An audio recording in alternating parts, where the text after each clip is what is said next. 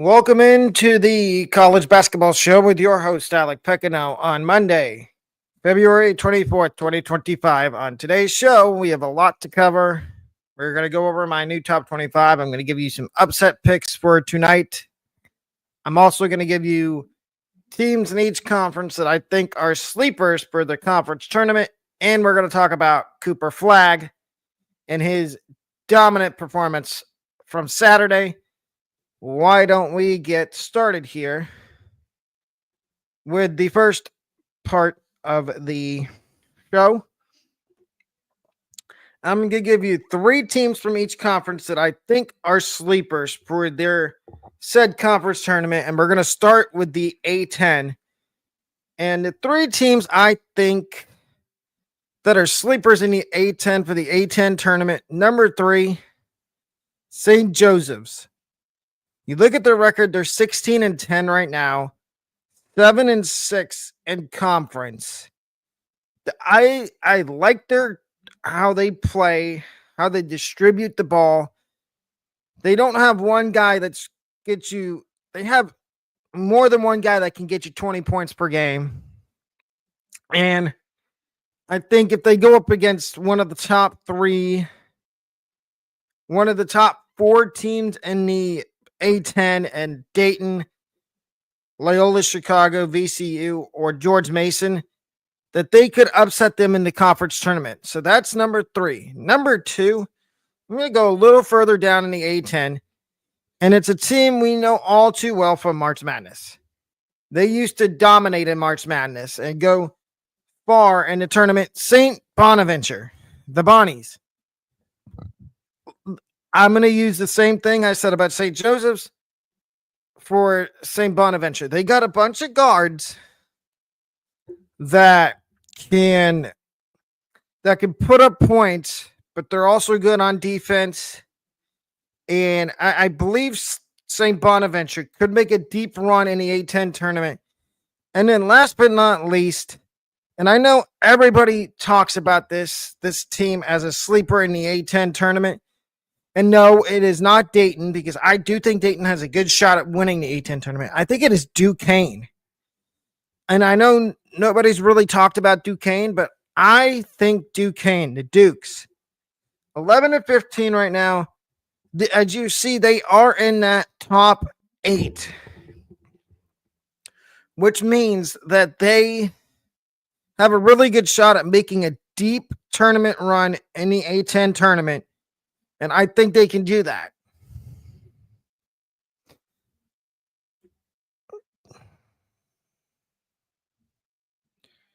We gotta go back.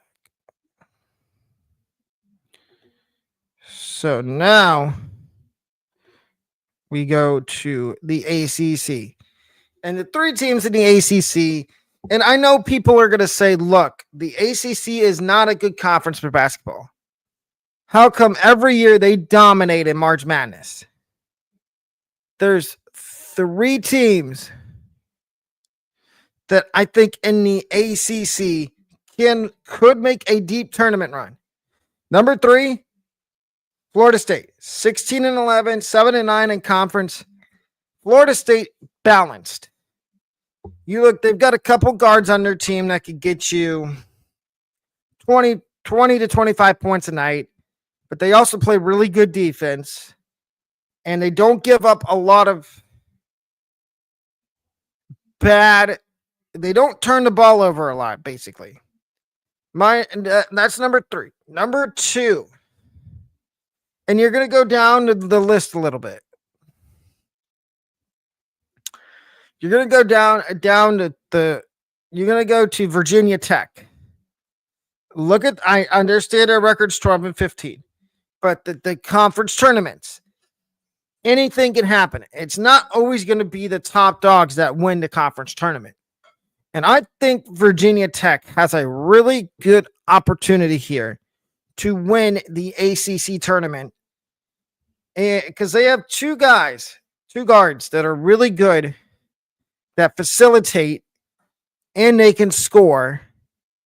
And I feel like they're one of those teams that if they get hot during the ACC tournament, they'll go on a run.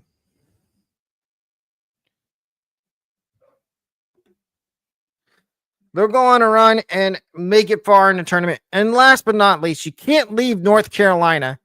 I understand they're having a down year, kind of 17-11. That's not the North Carolina we know.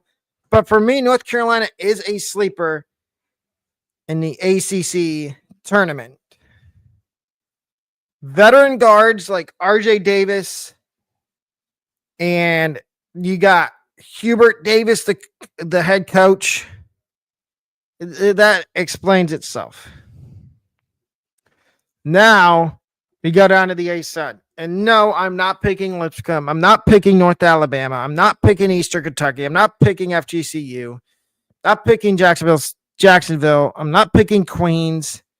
My third sleeper in the A-Sun. Only 10 teams make the A-Sun tournament. West Georgia, Bellarmine, and Central Arkansas are out. They've been eliminated from the A-Sun tournament competition. And Bellarmine, we need to talk about Bellarmine in another episode because their downfall, they won the conference a couple years ago. But my third sleeper in the A-Sun for the A-Sun tournament is Austin Peay. 13-16, I get that.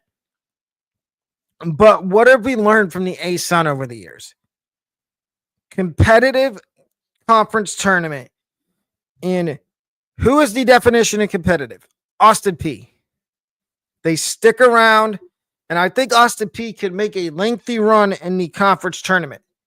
Number 2 sleeper in the A-Sun for the A-Sun tournament. And I know they're very young. And yes, it is Matthew Driscoll and University of North Florida. I like their young guards they have, including a guy by the name of Jalen Smith. If you haven't watched a UNF basketball game, highly recommend watching one, as they are very fun to watch, even though they're one of the youngest teams in college basketball. And my number 1 sleeper in the A-Sun for the A-Sun tournament, can't forget about Stetson. I understand Stetson's struggling a little bit, but like I said, it's the conference tournament. Anything is bound to happen in the conference tournament. Anybody can win the conference tournament. And if you win the conference tournament, you get an automatic bid into March Madness. So that's half. We are doing the other half in a little while. Next,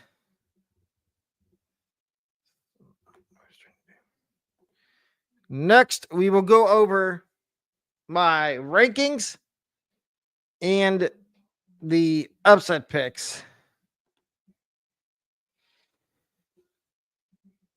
So we start at number 25, and I'm going to explain how I do this. I do it based on how the teams play. If you win 2 games, you're in the rankings. If you lose 2 games, you're out. If you win by more than 10 points, you move up in the rankings. If you lose by more than 10 points, you move down or fall out of the rankings. We start at number 25 and Utah Valley. Congratulations, Utah Valley. This is your first time in the rankings this year for me. And I've been really impressed with how you played.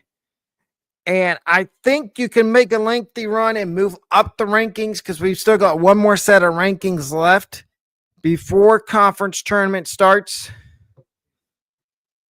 At number 24, I've got Lipscomb.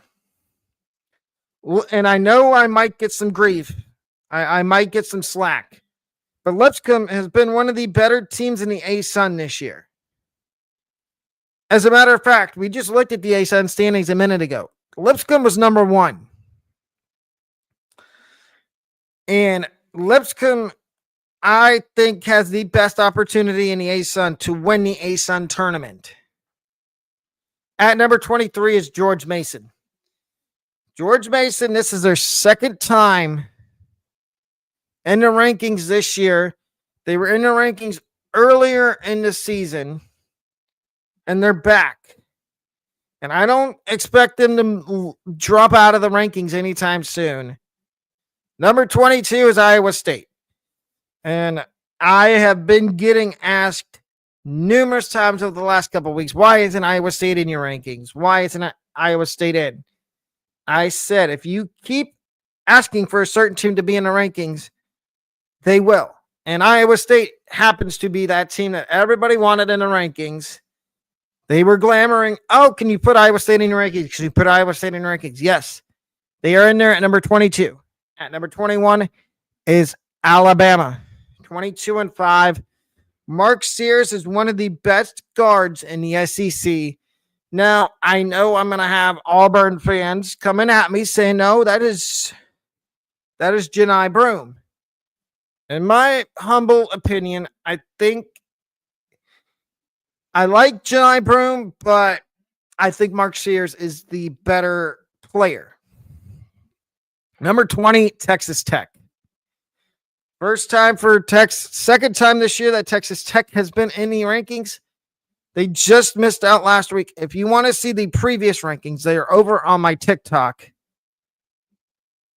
which is Alec Sports 2025. That's where you can see the previous installments of my rankings. But we get to number 19, and it is Purdue. 19-9 on the year. They have lost some games this year that they were not supposed to lose. And they lost a big game last week. They lost twice last week, actually. They were 19-7 going into last week. They're 19-9 now. They fall from number 10 to number 19. So they fall 9 spots.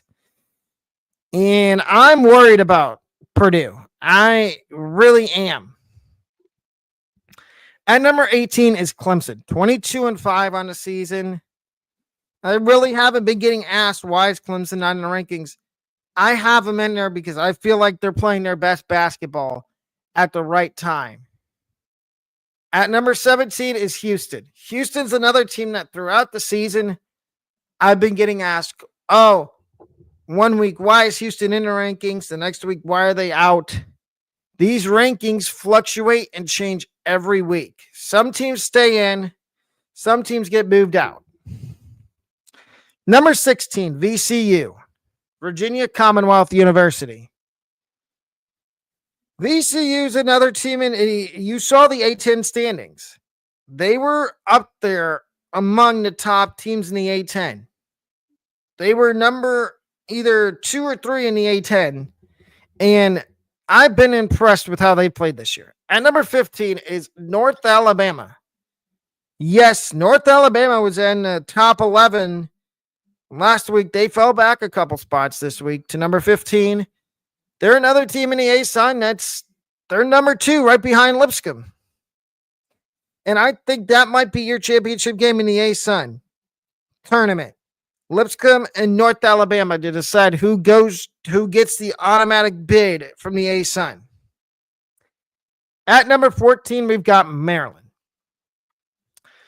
And right here is Maryland is a team that's peaking at the right time. I didn't think 4 weeks ago that Maryland would be this high in my rankings, but as you see, they are. Number 13 is Oregon. Oregon's another team that I've just gotten peppered on throughout the year. Why are they not in the rankings? Why are they not in the rankings? Well, they are. And they're number 13. And they surely have earned that spot. Number 12, Arizona. 18-8. They have played really good over the last month and a half. And I can see Arizona getting into the top 10 within the next couple weeks. Number 11 is Kentucky. Kentucky had a rough week last week. Split their games. I was going to move them back, but I decided to put them at 11 because I felt like if I put them back too far, Kentucky fans would be like, oh, why are we outside the top 15? Then I kind of have to explain why. And I don't necessarily feel like doing that. At number 10, we've got Missouri. Missouri's another team that I don't want to see in the SEC tournament. And I'm speaking to all the other SEC teams. You probably don't want to see Missouri in the SEC tournament because they're 20-7 and they're playing a really good basketball right now. I would be scared if I was anybody in the SEC. And yes, I'm looking at you, Tennessee fans. I'm looking at Florida fans. I'm looking at Auburn, Alabama, LSU, Kentucky. I'm looking at all the other fan bases in the SEC. This is your warning right now. Missouri is not to be played with. At number 9 is Miami of Ohio. They stay at number 9, even though they won last week, because I couldn't find the angle to move them up in the rankings. But the Miami of Ohio's had a really good year. And I could see Miami of Ohio making a deep run in the MAC tournament. Number 6, North Texas. Number 8. Number 8, North Texas. North Texas is a team at the beginning of the year I didn't expect to be ranked at all. In my rankings or in the AP rankings, which they're not ranked in those. But like I said at the beginning of this, my rankings are completely different. North Texas has been really good this year. Number 7, Tennessee. 2 words. Chaz Lanier. Chaz Lanier has been the best transfer portal ad for Tennessee over the last couple of years. And that's simple as that. Number 7 was Tennessee. Number 6, St. John's. St. John's has had a really good season. And I think they're another team in their conference, the Big East, that could make a deep run in the Big East tournament. Number 5, Michigan State. Congratulations to Tom Izzo, first of all, on setting the Big Ten wins, setting the record for wins in Big Ten play a couple last week. But I do like Michigan State a lot. At number 4 is Memphis, another AAC team. And Memphis has been hovering right around this 4-3 line in the rankings the last couple weeks. I really want to move them up higher, but then that means I have to move another team like the 3 that are in front of them down or out of the rankings, and I don't feel like doing that. But Memphis has played really good this year. And I think they're the one team in the AAC that's probably going to win the AAC tournament. If it's not them, it might be North Texas. At number 3 is Duke. One word, Cooper Flagg. And I will talk about Cooper Flagg in a separate segment later on. Number 2 and number 1 are the same as they were last week. It is Auburn. Florida's at number 2. Auburn's at number 1. Both of those teams have played really good, and I talked about Johni Broome earlier. Johni Broome had a big game over the weekend for Auburn on Saturday against Georgia. And Georgia fans, nothing to be ashamed of. You've had a really good season in basketball. Now, we get to my upset picks for today.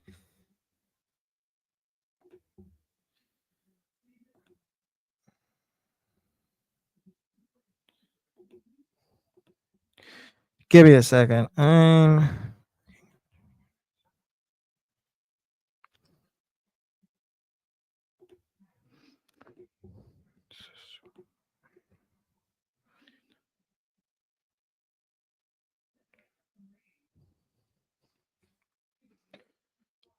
Okay, here we go.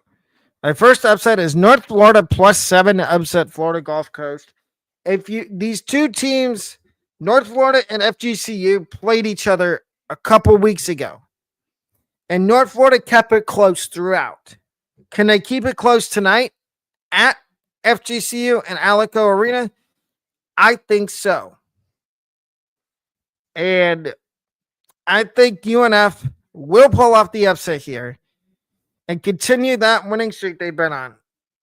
They have won the last two conference games they played against Stetson and JU. My second upset is Michigan plus 1.5 to upset Nebraska.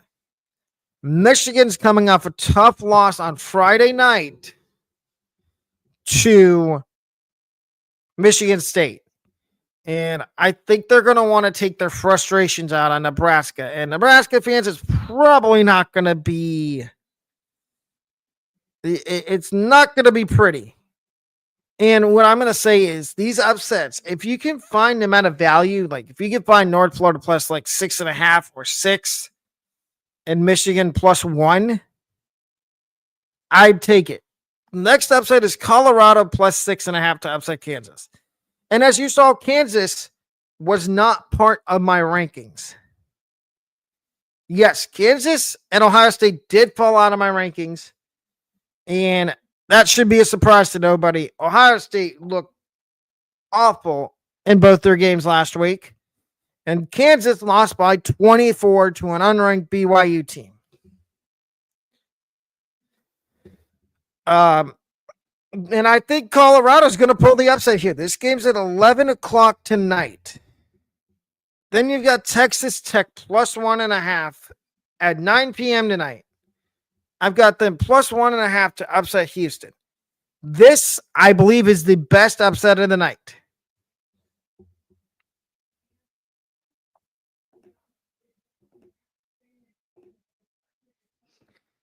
Next, we will get to more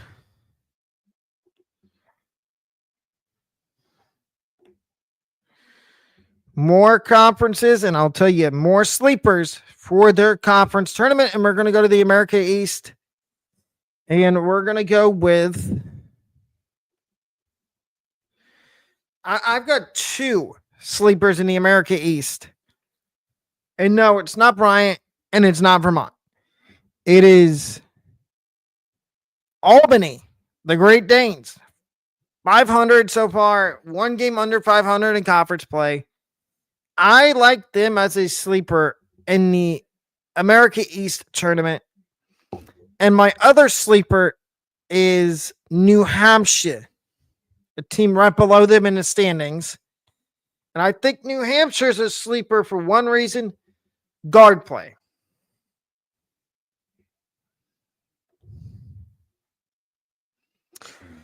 Now we get to the American. And yes, you did see Memphis and North Texas in my rankings.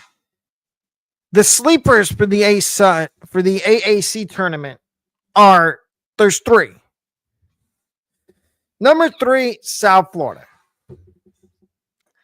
And there's one big reason why they're a sleeper for me.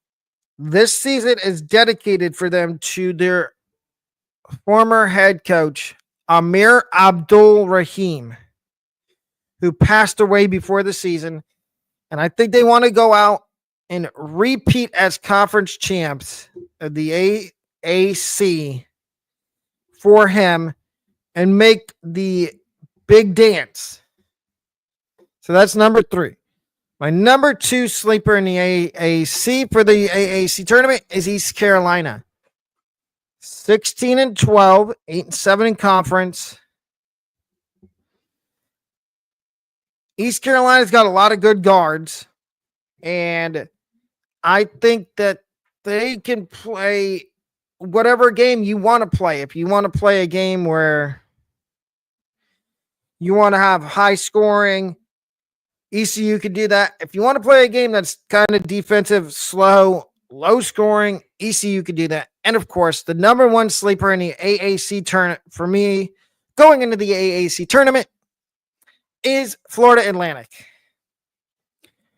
We've seen this before last year and the year before. I think they do it 3 years in a row.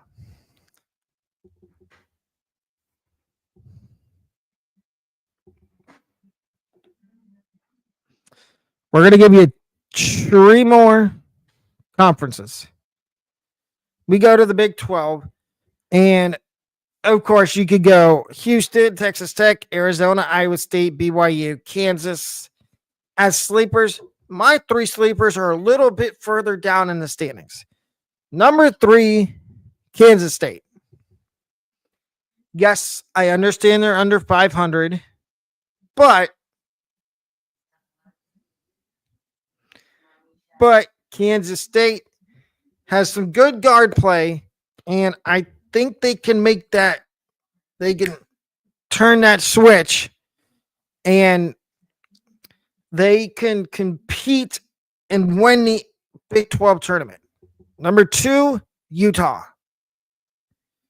Been there, done that before. And number 1 is TCU. I just like how TCU plays. Guards play really good. And that's easy, simple. We go to the Big East. And I have 2 sleepers in the Big East for the Big East tournament. Number 2 is Villanova. 16-12. I know they have a new head coach, and it's not Jay Wright anymore. But I still believe in Villanova that they can win the Big East tournament and make the big dance. And my number 1 sleeper in the Big East for the Big East tournament, of course, is Dan Hurley and UConn. And I don't buy the fact that people are saying, oh, UConn, they fizzled out. They're not going to do good in their conference tournament. I don't believe that for a second. I think they will. And the last conference we're doing today is the Big Ten. And there is 2 teams in the Big Ten that I believe can make, that are sleepers for the Big Ten. 3 teams, actually, that are sleepers for the Big Ten tournament. Number 3, Rutgers. Yes, I see their record 14-14, 7-10 in conference. But I believe Dylan Harper, who's going to be a consensus top 5 pick in the NBA, a lottery pick in the NBA draft next year, I believe that he can help Rutgers win a couple games in the Big Ten tournament. And then it's all about clicking at the right time. And my number 2 sleeper in the Big Ten for the Big Ten tournament is Ohio State. Yes, I get it that they lost 2 games this week that they should have won. They should have won both the games they played this week, but they didn't. They're still a sleeper for me because I like Bruce Thornton. I like John Mobley Jr., and I like the additions they made in the portal in the offseason. But Jake Diebler, this is his first full year as the head coach, and he's done really good. And my number 1 sleeper in the Big Ten for the conference tournament is Illinois. Now you're going to say, oh, Alec, Illinois is not a sleeper. To me, they are, for one reason. Their guards. Their guards are really good, but can they be consistent? If they're consistent, I think Illinois makes a big run in the Big Ten tournament.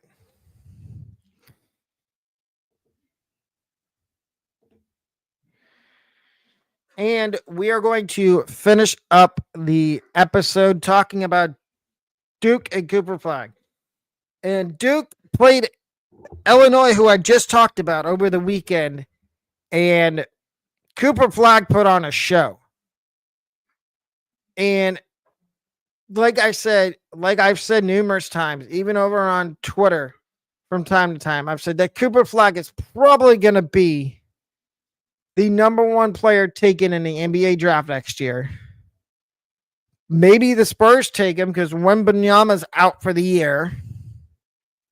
And maybe the Spurs tank and they're like, oh, we can get Cooper Flag because the Spurs will probably have 2 top 5 picks. That they could use on maybe like a Cooper Flag and Dylan Harper. But that's another episode. Cooper Flag, and I'm probably going to get slack for this. Cooper Flag, if I had the choice to pick the player of the year in college basketball, it would be Cooper Flag. Cooper Flag would be the player of the year in college basketball.